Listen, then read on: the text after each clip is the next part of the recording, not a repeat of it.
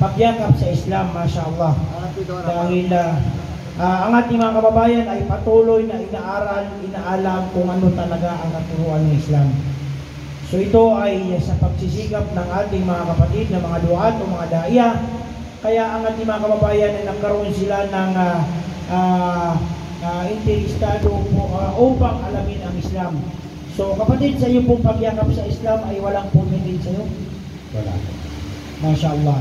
So ibig sabihin nito ay kusang loob ang kanyang pagyakap sa Islam dahil nalaman niya ang tunay na relihiyon ng Islam, ang dapat lang sambahin ay si Allah lamang.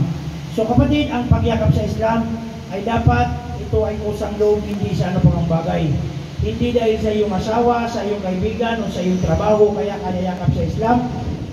Kaya yakap sa Islam dahil ito ang tunay na relihiyon. Ngayon kapatid, ang pagyakap sa Islam ay walang anumang seremonyang magaganap tulad na nakikita natin sa mga iba't ibang relihiyon, kundi tayo ay sasaksi sa kaisahan ng Allah Subhanahu wa Ta'ala. Ngayon kapatid, itaas niyo po inyong kamay at ngayon po at sa inyo sa Arabic Asyhadu Allah ilaha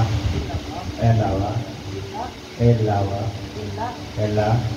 Allah wa asyhadu anna Muhammad abduhu wa rasuluh wa asyhadu anna Isa Abdullahi wa rasuluh. Ako ay sumasaksi na walang ibang karapat-dapat na sambahin. Walang ibang karapat-dapat na sambahin. Kundi si Allah lamang. Kundi si Allah lamang. Ako rin ay sumasaksi. Ay si Propeta Muhammad. Ay si Propeta Muhammad. Na kanyang alipin. Na kanyang alipin. Kanyang huling tubo. At ako rin ay sumasaksi. Na ako rin ay sumasaksi. Na si Propeta Isa. Ay si Propeta Isa. Na o Iso Kristo. Iso Kristo. Na anak ni Maria. Na anak ni Maria. Ang kanyang alipin lamang. Ang kanyang alipin lamang. At kanyang tubo. At kanyang tubo. Mashallah. Allahu Akbar. Ang ibig sabihin ng Allahu Akbar, ang Allah ay dakila. So, may napili ka bang pangalan sa Islam, kapatid? Anong ulit pangalan mo?